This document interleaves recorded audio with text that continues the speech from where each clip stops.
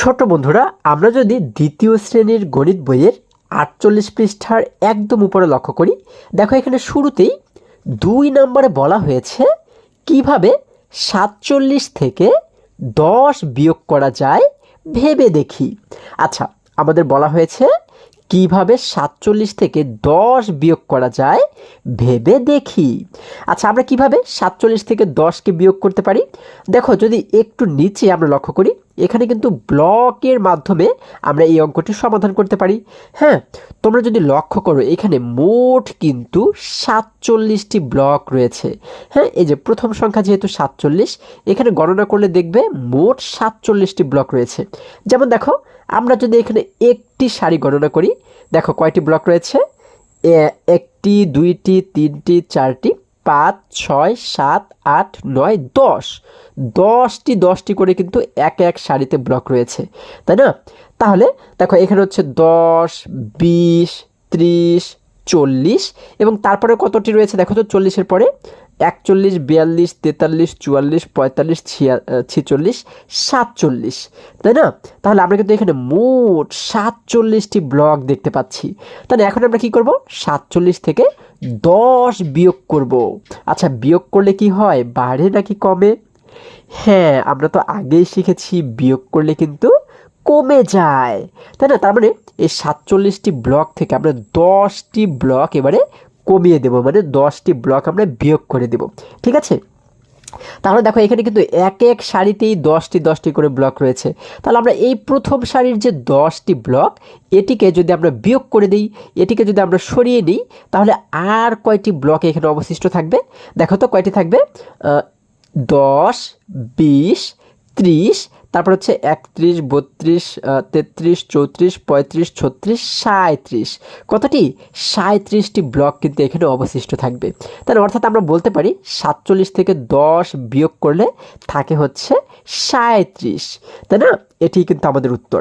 এবার এই পাশে যদি লক্ষ্য করি, দেখো আমরা এইখানে কিন্তু এইভাবে করে লিখেও সমাধান করতে পারি। ঠিক আছে? প্রথমে এই ৪৭কে লিখলাম আমরা উপরে এবং নিচে আমরা এই ১০টাকে লিখে দিলাম। এই যে দেখো, নিচে লিখে দিলাম ১০। আচ্ছা, তাহলে আমরা কিন্তু জানি যে সংখ্যার নিচে কিন্তু সংখ্যা সুন্দরভাবে সাজিয়ে আমাদের লিখতে হয়। তাহলে এখন যদি বিয়োগ করি, এই দেখো আগে এখানে যে চিহ্নটি দেখতে পাচ্ছি, এটিকে কি বলা হয়? বিয়োগ চিহ্ন। ঠিক আছে? আচ্ছা, বিয়োগ করো। আমরা জানি বিয়োগের ক্ষেত্রে এই যে উল্টো দিক থেকে বিয়োগ করতে করতে কিন্তু এই শুরুর দিকে যেতে হয়। ঠিক আছে? শেষেরটাকে আগে বিয়োগ করতে হয়। হ্যাঁ, এখানে ৭ থেকে আমরা বিয়োগ করব কাকে? শূন্যকে বিয়োগ করব। আচ্ছা, শূন্য মানে তো কিছুই না, তাই না? এখন ৭ থেকে যদি শূন্য চলে যায় তাহলে কত থাকে? তাহলে কিন্তু আমাদের ৭ই থেকে যায়, তাই না? ধরো তোমার কাছে ৭টি চকলেট আছে। কতটি? ৭টি চকলেট আছে। এখন ৭টি চকলেট থেকে তুমি ০টি চকলেট খেলে। ০টি মানে কি? একটিও কিন্তু তুমি খাওনি। তাহলে তোমার কাছে এখন কয়টি চকলেট থাকবে? তোমার কাছে তো এই ৭টি চকলেটই থেকে যাবে, তাই না? তাহলে ৭ থেকে ০ চলে গেলে আমাদের কিন্তু ৭ থেকে যায়। আমরা এই সোজা লিখে দেব ৭। এবার আমরা এই শুরুর যে দুটি অঙ্ক, এই দুটির কাজ করব। হ্যাঁ, আমরা এবারে ৪ থেকে ১ বিয়োগ করব। ধরো তোমার কাছে ৪টি চকলেট আছে। এবার তুমি কি করলে? ৪টি থেকে একটি চকলেট খেয়ে ফেললে। হ্যাঁ, এখন একটি যেহেতু খেয়ে ফেললে, এই একটি কিন্তু কমে গেল, তাই না? তাহলে এবারে তোমার কাছে আর কয়টি চকলেট থাকলো? আমরা কিভাবে বের করব? এই ১-এর পর থেকে আমরা ৪ পর্যন্ত গণনা করব। ঠিক আছে? তাহলেই কিন্তু পেয়ে যাব। দেখো, ১-এর পর থেকে ৪ পর্যন্ত গণনা করে দেখব মাঝখানে আমরা কয়টি সংখ্যা পাই। যেমন দেখো, ১, ২, ৩, ৪। আমরা এক একটি সংখ্যার জন্য এক একটি করে দাগ দিলাম। কয়টি সংখ্যা পেলাম দেখো তো? ১টি, ২টি, ৩টি। কয়টি? ৩টি সংখ্যা এখানে পেয়েছি। তার মানে এই জায়গাতে আমরা লিখে দেব ৩। তাহলে দেখো তো মোট কত হয়ে গেল? ৩ × ১০ = ৩৭।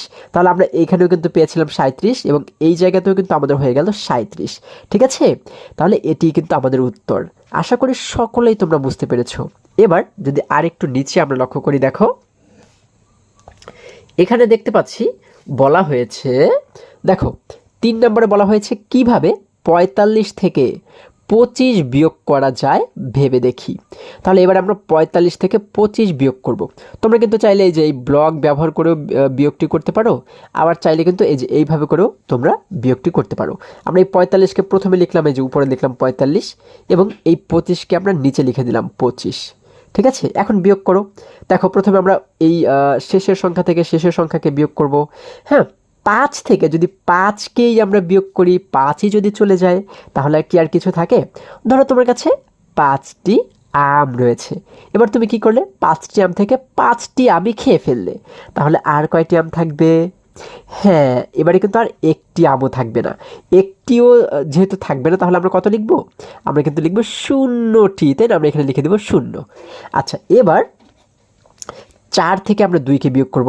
দেখো 4 থেকে যদি 2 চলে যায় তাহলে কত থাকে? আমরা কিভাবে বের করব? এই 2 এর পর থেকে 4 পর্যন্ত গণনা করব, তাই না?